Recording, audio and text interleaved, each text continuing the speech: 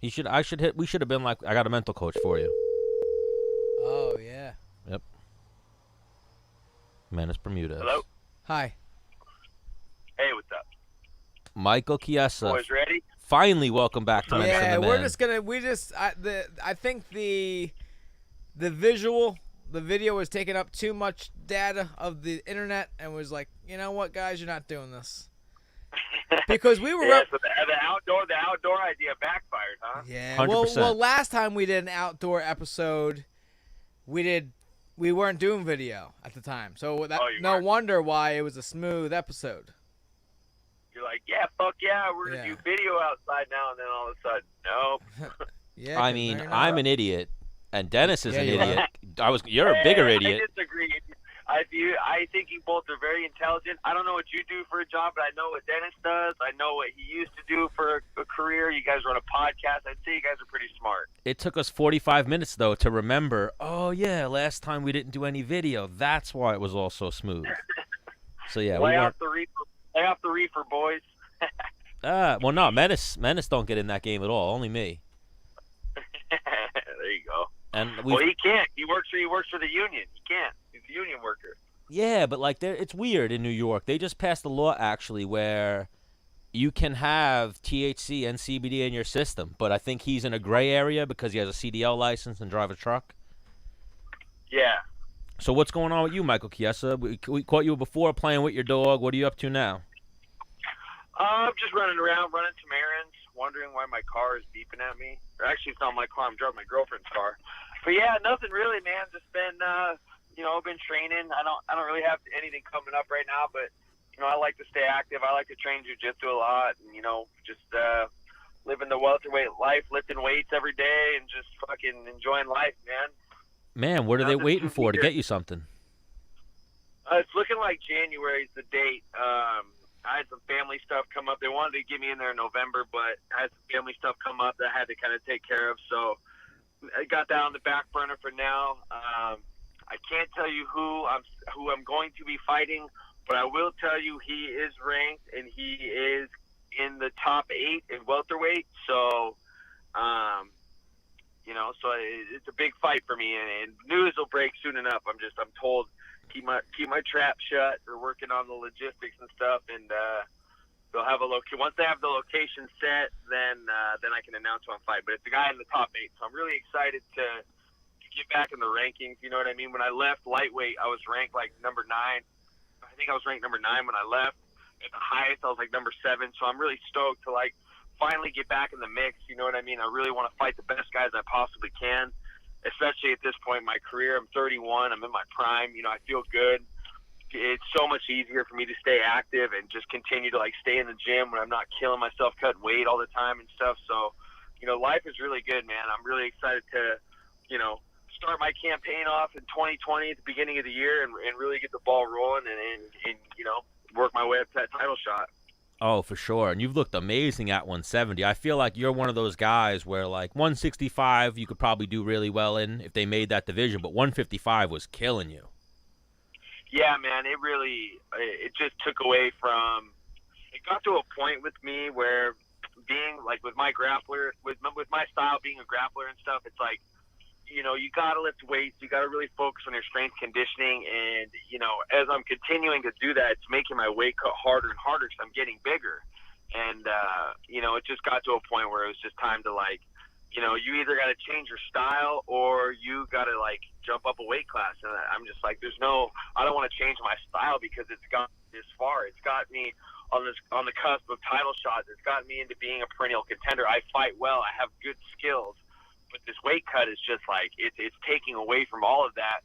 And not to mention, it just makes me hate the sport. I get done with a fight, and I'm like, I'm so ready to just be done with fighting for like an extended period of time because I'm just like, oh, this weight cut sucks. Win or lose, I'm just like, I want to run away from the sport until it's time to come back and get into camp. Where like now, I'm like, I freaking love this shit. Like I love fighting again. I don't have to worry about my weight. I can just train and just enjoy life. Eat tacos, sling weights, you know what I mean? Life is good as a welterweight. Yeah, we try to talk about that with everyone we have on. Like, I think they need to adapt the one championship style of weigh-ins. Like, you need to be hydrated. I think you'll get better performances out of the guys as opposed to going back to the wrestling way which is cut as much weight as possible, fight dehydrated, take water out of your brain, out of all your muscles. Whole training camp is devoted to making weight as opposed to getting better with your skills. I agree. I just think cutting weight, cutting weight and doing steroids almost fall into the same category, because you can change all the drug testing policies, the weight cutting policies. You can do whatever you want, but people will always find a way around it. You know what I mean? And that's why I say it relates a lot to, like, if people want to cheat and do steroids, they're always going to find a cheat and game the system and beat the system. It's like the same thing with cutting weight. You could do all the reforms you want, but people will still find a way to game the system if they really, really want to. You know what I mean? If they're adamant about it, they'll find a way. Even if it's just a little bit, they'll find a way. So, that's a really tough thing to do. I think there are things we could be more proactive, changing the whole weight cutting thing. But I think that more than anything, I just think more people need to make the decision that Dennis has made, that I've made, that a lot of others have made, to just go up a weight class. You know what I mean? The results are out there. Look how many people we've seen gone up in weight and have found a lot of success. He became a heavyweight champion. Dustin Poirier went up a weight class. He just fought for the lightweight title. You see a lot of guys finding success by going up in weight class. So I think that's the best way to get some change, is to just have more people lead the charge. Oh, 100%. And even the best example is Robert Whittaker. Oh, yeah. Who went up from 170, where he was killing himself, and now he's the champ at 185. Yeah, I agree with you there. I mean, he's looked sensational. I mean, like I said, there's really not. I think, I'm not just picking on the guy because I don't like him. I'm not saying this because I don't like the guy, but it's like, I think the only guy I can think of that didn't really have that success in going up a weight, was Kevin Lee. But he only dabbled once, and I think that maybe if he fought a little differently, he could have found success. But outside of that, I can't think of anybody off the top of my head that has gone up a weight class and not done very well, even in their first fight. So, we'll see. Hopefully it's something that I hope there's some type of change before somebody really harms themselves. You know what I mean? You hear about people around the world on smaller shows that have died and stuff from cut weight. That's just something I really don't want to see happen, especially in the UFC. Yeah, Menace just went to grab his kid some pizza, but yeah, that's something that we talk about all the time. When you're cutting weight, there's only so much water you can take out of your body before it starts coming out of your brain, Oh, dude, I was just talking to somebody about this. I remember when I think it was when I was cutting. It was when I was cutting weight for Pettis. That's the only fight I've ever missed weight. The only thing in my career I've ever been embarrassed or ashamed of was missing weight. 'Cause I've always been very professional. Even as big as I've gotten, I've always found a way to make weight. I broke my foot less than 2 weeks before the fight, so that really fucked with my weight cut, not being able to run and do all that stuff. So I remember I cut weight 5 hours, and I was working with Lockhart and Lee, and they sent me to bed. And bless those guys' hearts. Those guys are fucking studs. It's not their fault I didn't make weight. Those guys did a lot of great things for me, so this isn't like me saying something bad on them. They are great. I run more in the last 2 weeks than I do probably the whole camp. Oh, that's awesome. Yeah, see, that's what it takes. Oh, did we lose you, Mike? That weight up. No, you're back. You got to run a lot of that weight up. It's just what you have to do. And I remember I cut for like 5 hours, and they sent me to bed to try and get some sleep. I remember laying in bed, and I had this glorious mullet, dude. My mullet was like down past my shoulders. It was like my comfort thing.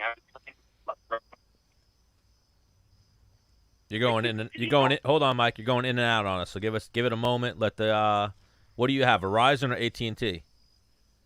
I have AT&T. AT&T sucks. I have full bars. Can you hear me now? Yep. Now we got you. Didn't he switch from Verizon to AT&T? That guy. That guy. Yeah, he switched. Man. All right. Now we got you clear. I'm running my fingers through my mullet, and I swear to God, I could feel like every dent and line and crevice in my skull, and I was like, "What the fuck is this?" Like I was just getting to that point where I'm dehydrating myself so much that it's literally coming out my head. I could feel every dent, every scar, every line, and I'm like, "This is fucking terrible." I'm gonna fucking die. You know what I mean? Like, I'm gonna wake up tomorrow. It was terrible. Yeah, weight cutting is not good. I don't think. I mean, I could see where it comes from. It comes from the wrestling, but the sport needs to adapt at this point because they got to realize, like I said, and what Menace has said many times, you're taking water out of your brain. Oh, did we lose you, Mike? Oh, we might have lost him. Hello? Hello? Can you hear me? Yep, now we got you. We hear you now. Okay. I was gonna say you gotta have weight class. You know, when I'm in good shape, I'm like 180 pounds. I'm not gonna go up to 85. You know, because I'm gonna be at a deficit. So you gotta cut a little bit of weight to get in where you fit in. You know what I mean? But I think that the big weight cuts have got to go. Yeah, well, think of that, 55. If you're walking at 180, that's a huge weight cut to 55. Well, dude, outside of camp, when I fought at 55, I would be over 200 pounds, and I haven't been over 200. I have not been over 200 pounds this which is crazy. Like my body's like my body does not. You get a homeostasis. You get a ground weight. You know what I'm saying? When you just fluctuate a little bit, when you do those drastic weight cuts, your body just goes these drastic changes. You know. Yeah. Oh yeah. I mean, you know too. I've seen what you look like at 145 pounds, Dennis. You are a guy. I can tell you got to cut some weight to make that weight class for sure. 30 usually. Wow. Yeah. And the thing is that's when you put that in perspective. 30 pounds for a guy that fights at 145 is way too much weight. You know what I mean? Yeah. That's that's a lot. Like 70, that's not big of a deal. It's a lot more, you know. You have a lot more mass if you're fighting at 170. You know, that's not. But 30 pounds to make 45, that's big, man. What are your thoughts on a 165-pound weight class? And if you think there should be, what happens at 170? Well, here's the thing, man. When I fought at 55, I was so like, we need 165. This is bullshit, blah, blah, blah, you know. And now that I've gotten to 170, you know, and I've gone up in weight, I'm not as concerned about it anymore.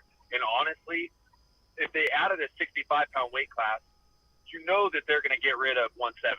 You know what I mean? They're going to do 65. They're going to do 75. You know, as they should. But, you know, for me personally, I would go, if they added a 165-pound weight class, I'd probably go up to 75 because I'm just so, I really like the way it feels to not cut weight. It's a different feeling. Like, you know, I had a really easy weight cut last time, but it was still, you know, a 10-pound water cut. You know, it's not like it's not like I just like worked out for 10 minutes and I was on weight. Like, you know, I still had to cut 10 pounds of water. Yeah. And I'm like, dude, if they added the 2 weight classes, I would probably go to 175. You know what I mean? I've spent so much of my career cutting weight. You know what I mean? It's like I'm enjoying just focusing on competing. You know, like being able to focus on competition, focus on, you know, it used to be like, oh, I'm going to focus on the scale and making weight. And then once I get past that, I'll really start thinking about my opponent like I should. You know, it's like those days are gone. Like I just focus on the guy I'm fighting. So I think that 165, if they add the weight classes, I think that'd be good. I think the UFC could use more champions, you know, because there are these times, there are times when they're like scrambling to make a pay-per-view main event for a title. And there's just, you know, there's people are hurt, people are unavailable. Like you need a couple more champions to be able to, for that type of output that they want to have for the show. So I think it's good for the sport, you know, but I don't really dwell on it like I used to. I'm just like, cool, man, do what you do. I'm happy where I'm at. Yeah. So scratch 70, 65, 75, and then something between 205 and heavyweight. Yeah, they should add 65, 75, and 95. What? Shut up, Stan. No, 205, like maybe 235? Yeah. And heavyweight? I could see that. Cruiserweight would be cool. The tough thing is, I mean, if you look at 185, outside of like 4 guys, 80 has gotten kind of like 85, 205. Sorry, let me scratch that. Yeah. 85 is deep, but 205 has just lost a lot of guys. You know what I mean? Like 205, you know, outside of like John Jones, it's like they're kind of scrambling to find, like everybody spread out. People are either going down or going up. I think if they were to add another weight class, I think they should do 65, 75, 85, 205, 225. Do like a cruiserweight. You know what I mean? Yeah, I agree. Then you could get John Jones could do the double champ thing and not take away not have to take away the heavyweight champion. I think whoever the heavyweight champion should be that should be his title singularly. The heavyweight champ cannot lock up two divisions. Right.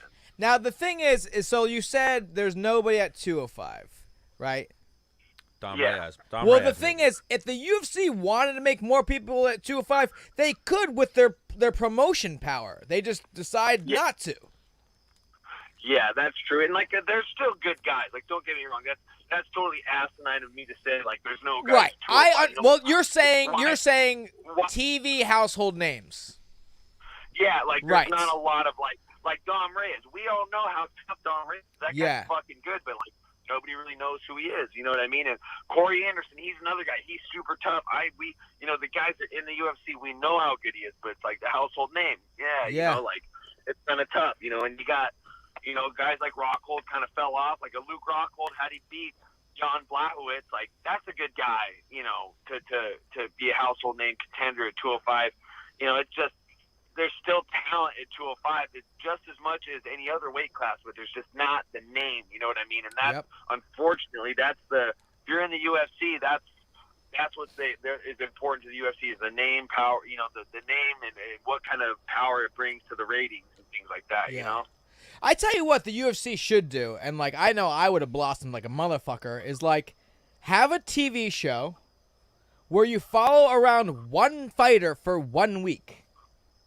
Yeah. And that's it. And then every week you can maybe unlock a fighter that nobody has fucking any idea who he is. You know what I'm saying? Someone's been in the UFC for over 3 years. That qualifies you to be on the show. Yeah, and especially you look at the rankings and unless you're like us, people that follow the sport, you don't know a lot of these guys in the rankings.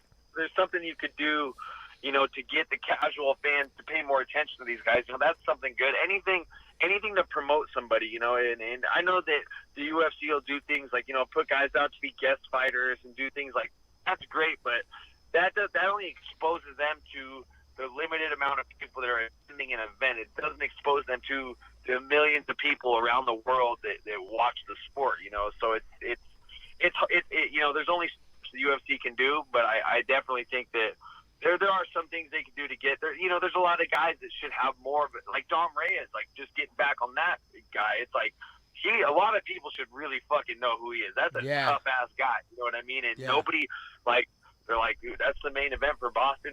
We know Chris Weidman. How does that fight go, by the way? That hasn't happened yet. That's happening in Boston. I know. How does that fight go? I'm asking you, go? How do you see it? I see. Is Chris Weidman old now, or? That's tough to say. I don't want to say Weidman's old because to me, the age of a fighter isn't indicative of their age. It's about how many fights they've had. I think that is really what determines the age of a fighter. You can see guys that there's guys in the UFC that are only 34, but they've had a shit ton of fights in the UFC. They look a lot different than a guy that's 34 that has had a lot less fights. I agree. I agree. I think age is indicative on how many fights you've had. And Chris, that guy has not had any easy fights in the UFC, but he doesn't have a long list of UFC fights. He just has he doesn't have the quantity. He has not the quantity, he has the quality. He has fought top of the heap for the last 5 years, So I think that Chris Weidman is not old. I think that him going up to 205 is going to be better on his body. He's going to be less injury prone. I know he trains hard. I know what those boys at Cerro Longo are doing. They do things right. They have cranked out tons of contenders. You know what I mean? And I think that this is a tough test for both guys. This is where this is good matchmaking. A good matchmaker will take guys and find out if somebody is a rising contender or if it's a guy that still has it. So this is that class old guard versus new guard type thing. So I'm biased, so it's a hard one to ask me because I'm all about, Weidman and Ally Quinta and Funk, Funk Master, all those guys. Those are my boys. So I think Chris has got this one. I think I think that wrestling's going to come out a little more, and I think he's going to fight really well.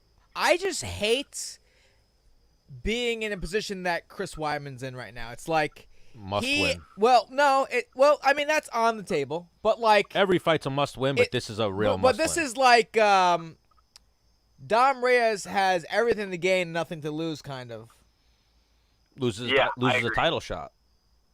I understand that, but like, he's just looking at him like he's been thinking about Chris Weidman for like the last 10 years, before he even started fighting type shit. You know what I'm saying? Yes. Where now it's like, oh, who's this young buck trying to take my throne? Like I remember like getting towards the end of my career just being like, I don't even. That's kind of why I retired. I'm like, I don't even here, have it. I don't give a like I don't know. You're annoying me. I don't fucking feel like fighting you. You're a fucking young buck. You're feisty. You have nothing to lose. That's the same shit my coach says. He goes, dude, it is way easier to fight the guys you've known your whole career than to fight someone you don't even know who they are. You know what I mean? Because it's like you paid attention to these people for years, who they are and how they fight without even having to watch a stitch of film. But I haven't been in a position where I've had to fight anybody of the new guard yet. I've fought a lot of named guys pretty much my whole career. Yeah. So it's always been easy for me to get up and train and know who I'm fighting. But it's like I hear of all these new guys coming up, and I'm like, who is this guy? You know what I mean? And I know they're all tough. It's not a stab at them and their skills, but it's like, shit, I don't even know who these guys are. And they're fucking. I watch them fight. I'm like, holy shit, they're good. And they have us old dogs figured out because they've been watching us forever. You know, so I know it. I know exactly what you're saying, and I totally agree. One of the most prepared fights I ever was for Clay Guida. I'm like, oh man, I've been watching this dude since I was like in high school. Yeah. Like, I mentally prepared myself for the weigh-in. I mentally prepared myself for how he was going to come into the cage because I'd seen it, a bunch of times. Well, that's even what this fight is for Dom Reyes. Like we've talked to Dom about, he went to school on Long Island. He got into the game after Weidman, so when he was before he got into MMA and first getting into MMA, Weidman was the guy. He was probably at a college bar watching Chris Weidman fight. Yeah, on Long Island, and people hearing on Long Island. Yeah, oh, I know him. Of all places, that's funny. I didn't know he spent time on Long Island. That's weird. Yeah, he went to Stony Brook. Original? Yeah. No, he's not. He's from California, right? Yeah, he just went to college here. Oh, no. Well, is he a football player? I know he wasn't a wrestler. Yeah, he was a football player. Yeah, he's a big guy. I've seen him at the PI. He is not a small light heavyweight. And you know what? The 205 division is in need of a challenger because John Jones has burned through everybody. I mean, the guy. There's not there. Like I said, there's a lot of talented guys there, but John has burned through everybody. Just when I thought Jan Blachowicz was going to get the shot against him, he gets matched up with Jacare. So I really think that this fight is truly a number one contenders fight because just like you were saying, Weidman has fought the best of the best. So he is always going to be one big win away from fighting for the title because that is Chris Weidman. That is the position he's in. Then you got Reyes, who is undefeated in his UFC tenure. It's like this guy wins this one, he's going to fight John Jones. So this is everything to gain and nothing to lose for Dom Reyes outside of the title shot. But for Weidman, there's a lot on the line right now. Yeah. There's a lot on the line right now, and it's a good thing that Weidman thrives off pressure. I don't think Weidman feels pressure. I think that guy is about as game as it gets. I think, I don't think he thinks about what we're talking about right now, and that's probably a good thing. So there is whoever wins this fight is fighting for the title, and that's a fact. A fun fact about Chris Weidman is I believe he has the third longest reach in the UFC. Yeah, something like that. Third or fourth. Yeah, he has definitely long reach. He's like over 80 inches, isn't he? Yep. I think 83 or something like that. 82.5, something crazy. Dude, that's wild. Yeah, he's got those Chris monkey Weidman, arms. I'll tell you a fun fact. Chris Weidman owes me a rematch. You know that? Owes you a Chris rematch? Weidman, he owes me a fucking rematch. Let me tell you a story. I'm great at telling stories. I'm in Chicago for the Barao versus Dillashaw rematch, and I'm at the bar. And this is before Weidman fought Rockhold. At the time, I got like a slick haircut. My face is pretty trimmed up. I'm standing there having a drink with Ally Quinta, and Weidman comes walking in. I could tell he had a couple cold ones, probably Coronas if I was to guess. he comes walking up, and he goes, Rockhold, you're next. And I'm like, what? I'm like, Rockhold. I'm like looking around, and he's looking at me. He just comes up and grabs me in a single leg, and I got a drink in my hand. I'm like, whoa.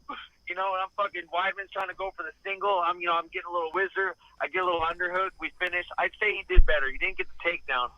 But then I see Weidman after my fight against Pettis. I see him at the pool, and I've drowned my sorrows in about as much vodka as a man can consume, and I'm wasted.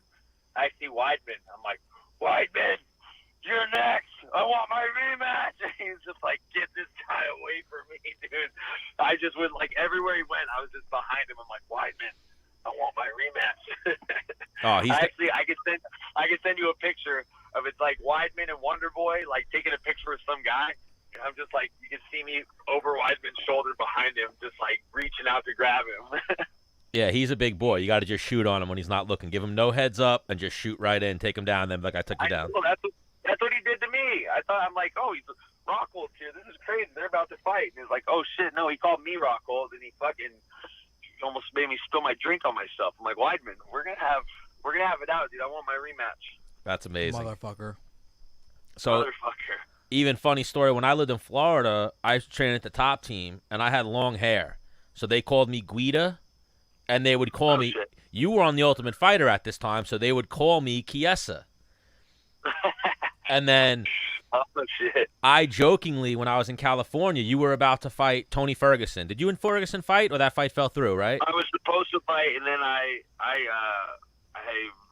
fucking herniated a disc in my back. Yeah. So my one friend, my boy Lee, was like working with Ferguson a little bit, showing him some jiu-jitsu. Ferguson walked in, dropped his gym bag, started like being Ferguson, and I walked up to him and was like, "Oh shit, Tony Ferguson, you want to do some rounds with the bootleg Michael Chiesa?" And he went into full-blown El Kukui. He like looked up out of his gym bag, fucking walked me down, got nose to nose with me, was like, "That all depends. Can you take a punch?" And I was like, I looked at his trainer. I looked at my boy. I was like, yeah, I can. And he was like, all right, so I'll see you Monday. You'll be back Monday? I was like, yeah, Monday sounds good. So I almost got beat up once for you. Man, I appreciate that. I've heard some stories about that guy. And you know what bums me out? I like Tony Ferguson. Like, I saw him after this Pettis fight keeps coming up for some reason. But I saw him after weigh-ins from the Pettis fight. I was walking back to my hotel room from dinner. He came up to me and he was just so cordial. And this is after he like blocked me on all social media. And he's just like, why'd he block you? I have no idea, but he's like, he'd only blocked me on Twitter. And then, and I'm like, oh, whatever, you know what I mean? I like to watch his videos. He's an interesting guy. And, he comes up to me, he's like, hey, are you okay, man? Are you good?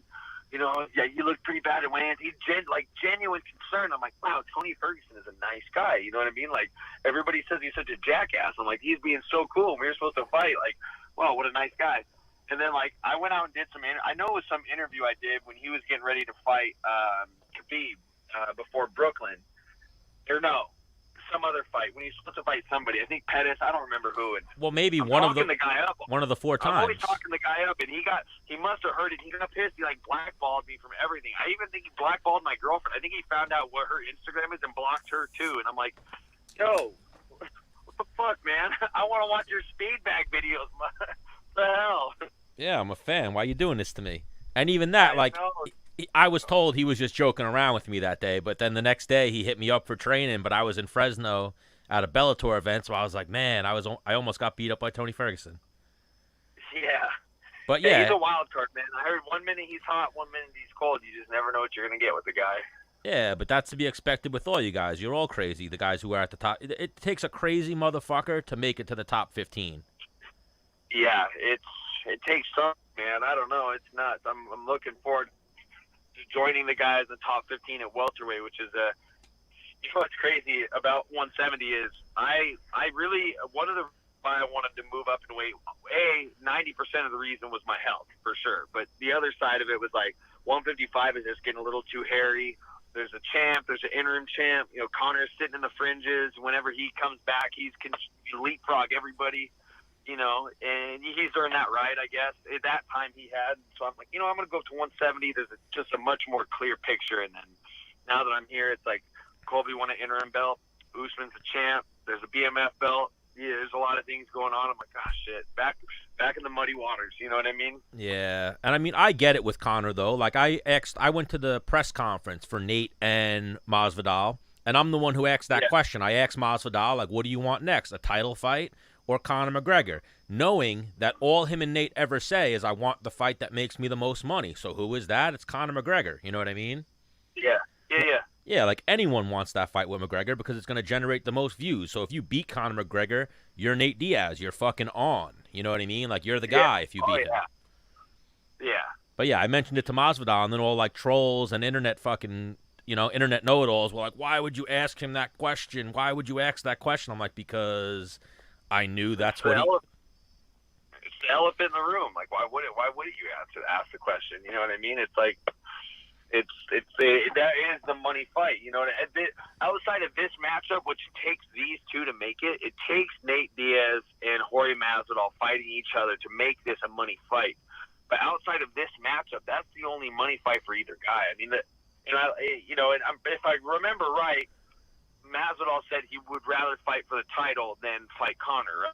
Yes, but then also the only he kind of did like a ploy, if you will. I thought he said the boss said that dude's not man enough for me. So Michael Chiesa, if someone says you're not man enough to fight him, what do you want to do? Oh, you want to fight him? You know, yeah, you're coming back to fight that guy. Yeah, well, that just shows that if Masvidal is more Masvidal, my boy. By the way, love both guys. That's just showing how fucking smart he is with this shit. Because guess what? He wins, he's gonna fight for the title. Okay, that's just if Masvidal wins, that's an impressive 3-fight win streak you got there. Darren Till, Ben Askren, Nate Diaz. It's just. But it sets him up for both fights. You know what I mean? It sets him up. That statement alone, that he's not man enough to fight me. That's like boom. You just set yourself up for 2 big money fights. You know what I mean? And that just shows that both guys have shown they're very smart with how they market themselves and what they say. Nate Diaz, like on the other side of things, look at Nate. Nate Diaz's post-fight speeches have got him the biggest paychecks ever. You know what I mean? Oh, 100%. Calling out Conor after Michael Johnson. Boom, you get the Conor fight. I'm not surprised, motherfucker. Boom. Shirts and shit with that. That is everywhere. You know what I mean? Got this motherfucker title after the Pettis fight. Boom. Now he's in this fight. That both guys are very. People want to talk about how good of fighters they are. Let's also talk about how smart they are with the things they say on the mic. Both guys, and it couldn't have happened to 2 better guys, 2 vets that have been around a long time. They deserve to have this fight. But people don't give them enough credit for how smart they really are. Oh, 100%. Like, that's even like I was saying. Trolls were saying, why'd you ask that question? He shot the question down. I'm like, not at all. He gave the perfect answer. I basically gave him like a slow pitch in baseball or like a lob. And I was like, here you go. Just hit this one out of the park, Jorge. And Jorge killed it. And then the funniest thing, too, is right after I turned to Dana White. After Jorge shot him down, I was like, Dana, can we make that fight happen? Can the winner of this just fight Conor McGregor so we can get him back in the game? I think Conor, as much as people hate on him, and I'm not the biggest Conor fan, but he's great for the sport because he brings more eyes. He brings the pay scale up, the whole 9, Oh, I agree. Yeah, definitely. He does.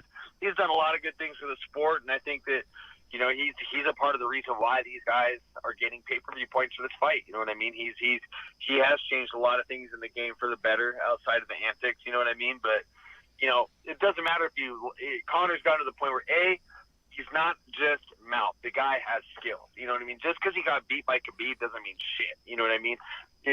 That's Khabib. You know what I mean? Outside of that, the guy's won 2 belts in 2 different weight classes, 2 of the toughest weight classes in the UFC.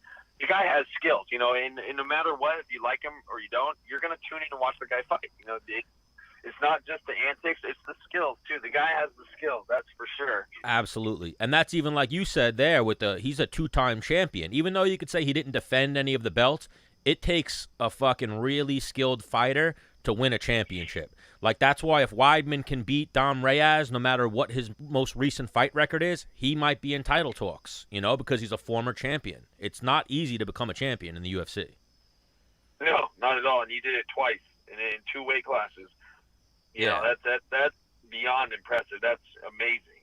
Even Covington, he catches a lot of hate, but I think even if he's the villain, it's going to bring more eyes to the sport. People, same way with Conor, people are going to tune in to watch him win or watch him get beat up. Probably more tune in to watch him get beat up, but still, it's going to get people engaged in a way that they're not engaged when two guys are, yeah, hope he wins. I want to give my best performance and blah, blah, blah. You got to get that. You need as much as it sucks, you need the pro wrestling aspect.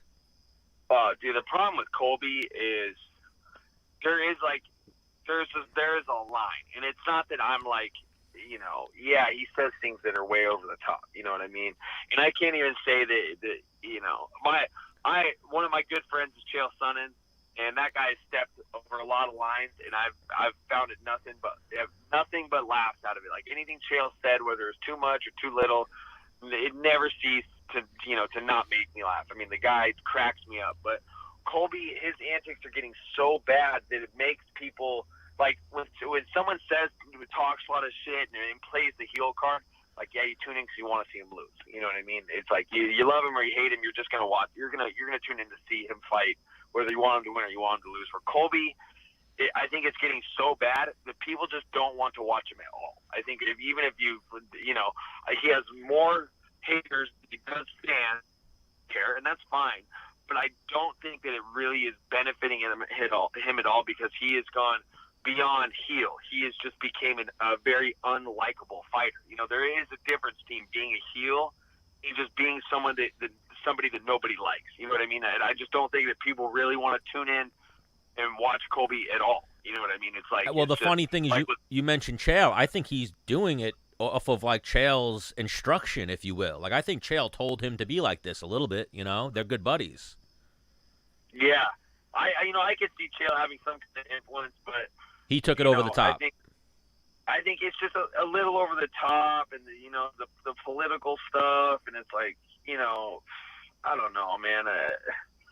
It's just not. There's nothing attractive about it. You know what I mean? And I mean, where it's like it might Chael be talk about kicking in someone's door and slapping their wife on the butt to make a mistake. Like that's funny. You know what I mean? Like I'm gonna kick in your back door, smack your wife on the butt, tell her to make me a steak, medium rare. That's funny. But when the Colby's like, I'm gonna drop MAGA bombs on you, it's like that's like people do not like that. Colby's had some funny lines. Like I listened to an interview of his 2 days ago with James Lynch, and he said something like, he's like, man, after I beat Usman's going to be depressed. He's going to need a therapist. He's going to need a psychiatrist. Like he's going to start having a lot of life problems after he loses to me. Like he comes out with some funny shit sometimes, but he took what like Phil Baroni and Chael and all these guys did, and he took it further and got a little, what's the word? Like a little bit more personal or aggressive with it. Yeah, he really did. But what do you? So obviously you're gonna go with Usman when him and Colby fight, right? Yeah. The thing it's tough. I've actually had good interactions with Colby. So everything I just said doesn't mean I'm against the guy. You know what I mean? I've got to meet him a few times. He's a nice guy. It's an act, yeah. I'm friends with his college wrestling coach, Kevin Roberts. You know what I mean? And Kevin Roberts' brother was my wrestling coach in high school. So there's like a connection. You know what I mean? So. I'm not. I don't not like Colby, but I definitely. I don't know. I'm probably gonna have to go with Usman. I'd like to see Usman win the fight. But at this point, I mean, nobody's really paying attention to him. They're going to be the main event at UFC 245, and there's one thing I don't like about this fight, and I'll backtrack a little bit. It's just like with the Khabib and Conor fight. I did not like how the build-up for the fight was so negative. It was just like talking about killing each other and murder and all these fucking crazy things. The build-up for the fight is just like all you're listening to on TV is this negativity, and it's just like, you know what? The people that are invested in the UFC, the fans and stuff, like they don't care. They're gonna eat it up. You know what I mean? But maybe you shouldn't care about what the outside world, outside of the UFC, outside of the UFC world, you shouldn't care what everybody else thinks. But this is just another fight where the build-up, they're going to be the main event at 245, the end of the year show, and all this build-up is going to be is just a lot of bad really bad blood trash talking. You're supposed to, in a build-up for a fight, you're supposed to talk about how you're going to beat your opponent and this and that. Like, that's what you're supposed to do. Talk, you're confident you're going to win. That's why you fucking signed the contract. But, like, this is another fight where it's like the countdown show is just going to be a bunch of outlandish shit being said. You know what I mean? I just don't like when fights are built on that foundation. But that is what the casual fan wants to see, and that is what the UFC is going to deliver. Oh, yeah, the same way when Conor and Khabib fought, they showed the bus incident, they showed all the trash talk. They're going to show the fight in the buffet line. They're going to show the little backstage interaction they had at, like, UFC 223 or whatever that was. Like, yeah, they're going to play all that up. Oh, yeah, 100%. And it's what they got to do. That is the marketing machine. And, there is bad blood. It's genuine, so you might as well run with it. You know what I mean? But it just kind of sucks, you know what I mean? Yeah, and even that, like, yeah, I've heard Colby, the nicest guy in the world. Like, me and Colby have a bunch of mutual friends when I used to live in Florida, and even one of them, he's like a magician, a professional poker player. He looks like Colby.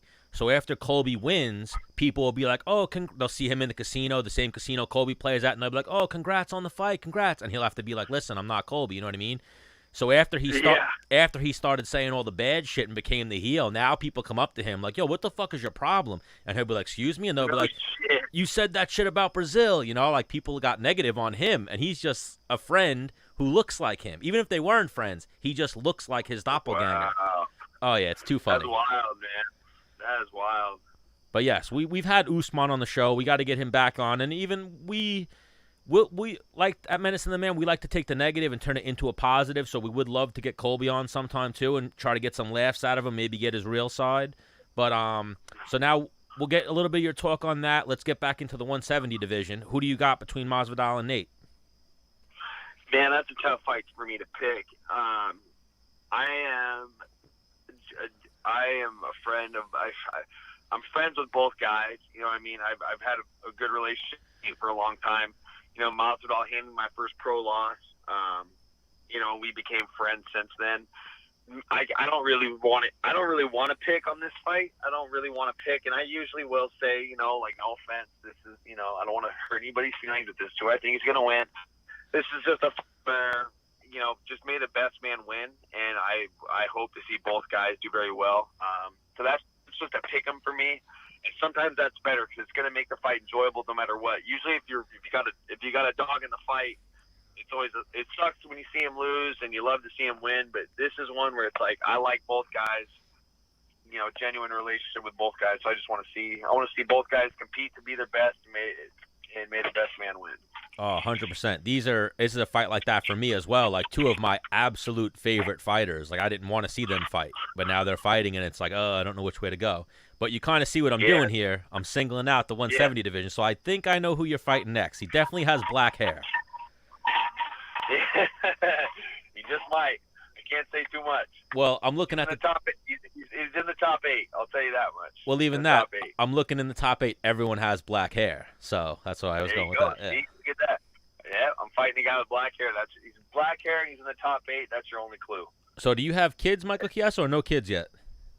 No kids. Just I got 2 pups, and those are my kiddos right there. And what's the one? Stone Cold. Is his name Stone Cold? Stone Cold. His name actually is Stone Cold Chiesa, just like the wrestler. Stone Cold Chiesa. I fucking love that. Yep. And then my other dog, she's a big Italian Mastiff. Her name's Blue. Okay, yeah. Menace just ran to let drop his kids off with the baby moms. There you go. You know how that is. So, oh yeah, I know how that goes. So I'm about to head to. What's up? I was gonna say another fight that just got announced recently. Your boy Kevin Lee has his next fight. That fight is fucking. You know what? Like I said earlier, just because I don't like the guy doesn't mean I won't give him some credit where credit's due. Even though the guy fucking does nothing but talk shit, I love this fight. This fight is like, it's like Kevin is. It's like it's opposite where it's like, it's like with Reyes and Weidman. Reyes is the young undefeated guy, and Weidman's kind of like he's the older dude, has a couple bumps on his record, whatever. Where it's like the opposite with Lee and Gillespie, where Gillespie's older than me, I think, and he's the one that's the undefeated prospect, and Kevin's like 25, you know, and he's out here to prove himself. You know what I mean? So it's a very interesting fight. You know, that's a fucking great fight. That is good matchmaking, and I'll give Kevin credit where it's due. He asked for the toughest challenge he could get, going back down to 55, and that the weight cut alone is a challenge for him. And nobody wants to fight Gillespie, and he threw his name in the hat. You know, so kudos to him. That's a fucking great fight. Yeah, I like Kevin Lee. I like what he puts out there. I like that he has a personality. I think he's a very talented fighter. I don't think that's going to be a good night versus Gregor. You don't think it's going to be a good fight for Gregor? Or for No, Kevin? I don't think it's going to be a good night for Kevin Lee. Gregor's one of those guys, like, he trains year-round. He's a fucking savage. Like, the only way that Kevin Lee or anyone, I think, at 55 beats him is if you catch him. You know what I mean? Yeah, you got to put his lights out, and he's going to be hard to take down. You know, Kevin's style is there's not a ton of setup to what he does. It's like, you know, that straight direct double leg is coming. There's not a lot of finesse to it, and it works. You know what I mean? He took me down with this, so I can't really fucking hate on the guy too much. But yeah, that's just tough. Gillespie's speed and him not being a big weight cut guy. Kevin's got that big old noggin that's not hard to miss. You know what I mean? It's that's going to be a tricky fight. Yeah. Oh, Gillespie's an animal. Me and Dennis especially, has trained a lot more with Gregor. I used to train with Gregor way back in the day. He's obsessed with competing, like obsessed with training, conditioning, the whole thing year round. Yeah, he posts his strength conditioning videos. He's on the Lunatic Fringe. He's a fucking psychopath, and I love it. You know what I mean? I love to see guys that wrestled at a high level come compete and make martial arts. They bring something different to the table. They bring a different intensity. They bring a different, we've seen the high level boxers and kickboxers, and we've seen those types of guys transition to mixed martial arts and compete. But nobody brings the intensity or the gamesmanship like a high level. You don't even have to be a Division I wrestler. Even a guy that spent time wrestling Division II, Division III, JUCO, NAI, it doesn't matter. If somebody has invested their life into wrestling and transition and mixed martial arts, they always bring a certain level of intensity and gamesmanship that I don't think any guy from any other combat sport brings. You know what I mean? Gillespie's a special guy, and we're gonna find out how special he is on November 2nd. I mean, this fight with Kevin Lee's a big one for him, and it's a big fight for both guys. That to me, like, they always say that there's like a people's main event for each fight. Like, that is the people outside of Nate and Jorge. That is the people's main event is Gillespie and Kevin Lee, and it's only been announced for a couple. That's a big one. Yeah. If you didn't already say, how do you see that fight going? Go with Gillespie, man. I think Kev's. I feel for the guy. He lost his head coach, who Robert Follis, who's an amazing guy. I never trained with Robert, but him being based out of the Northwest, I've got to interact with Robert a lot, and I couldn't imagine losing my head coach in the thick of my career. So Kevin's, he's bouncing around looking for a lot of answers in a lot of different places, whether it be different weight class or different coaches. This is a tough fight. I commend Kevin for wanting to fight the stiffest competition possible always. That is commendable.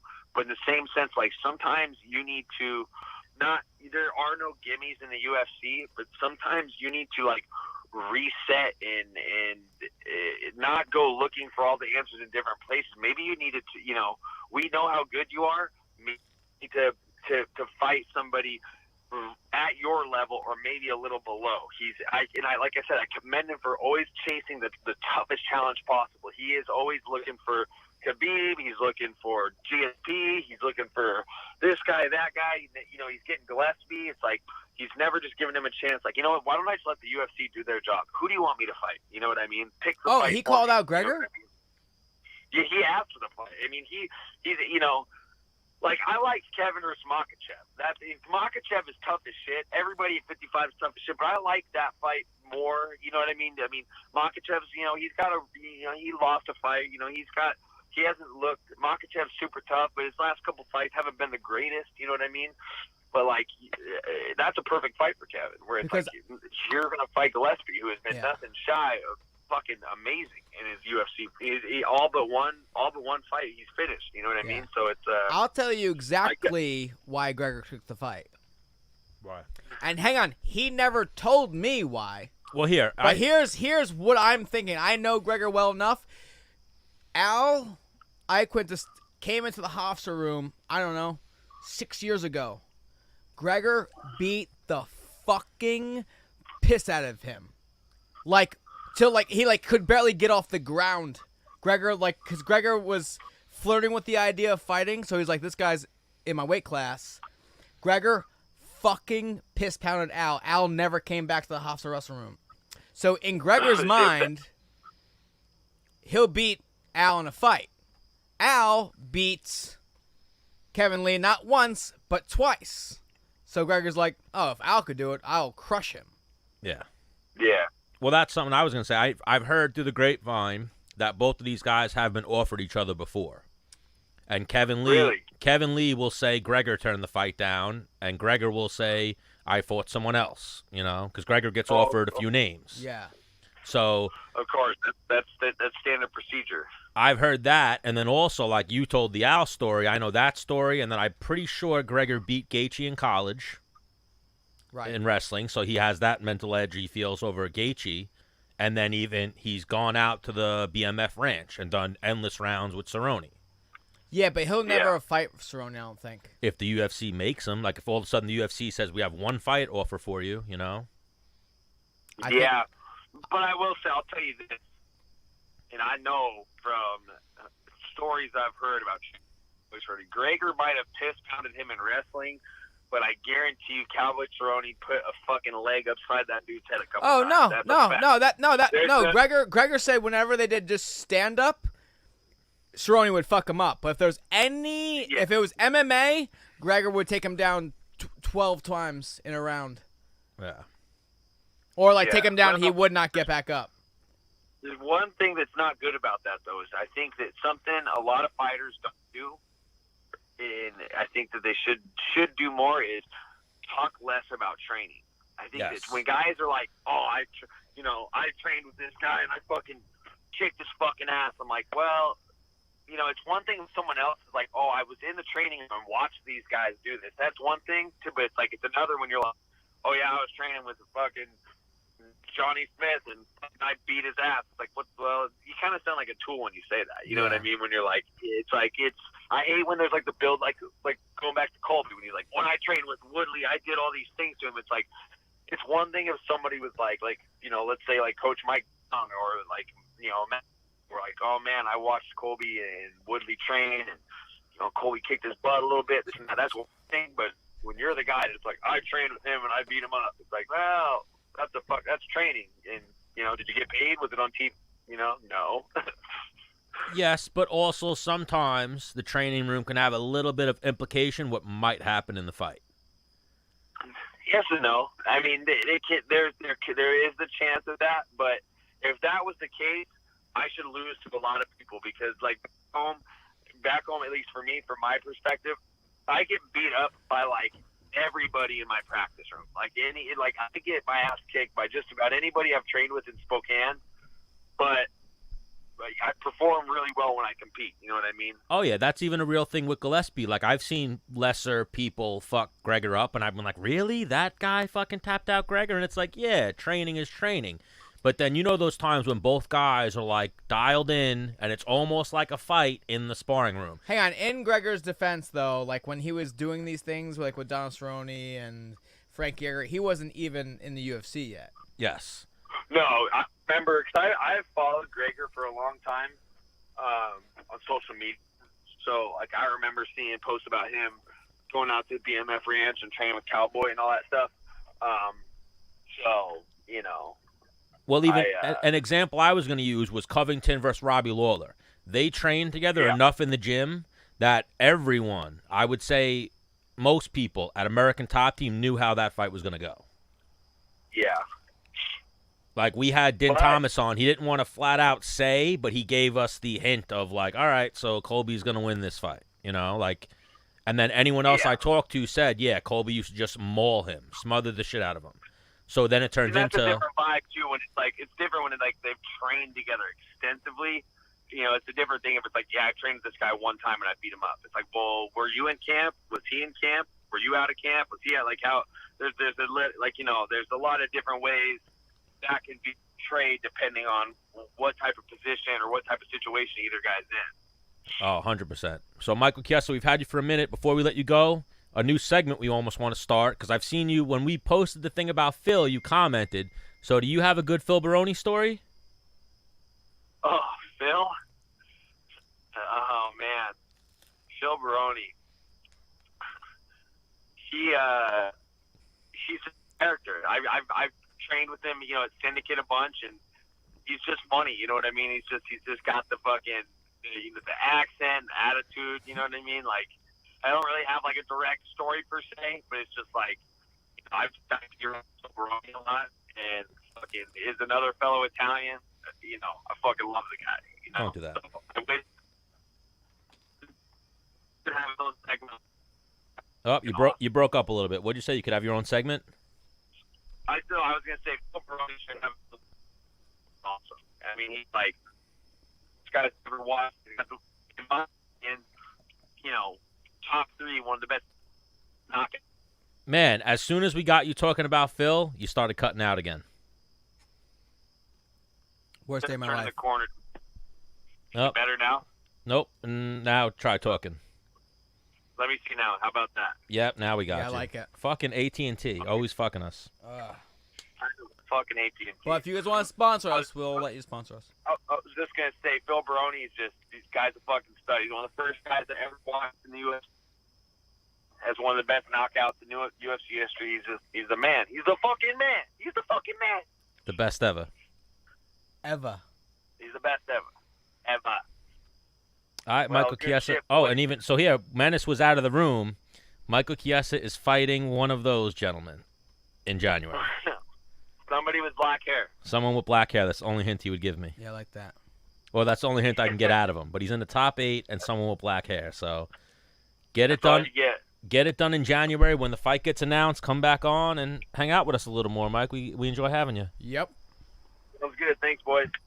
All right, take it easy, brother. I'm gonna miss you, bye. See you, bye.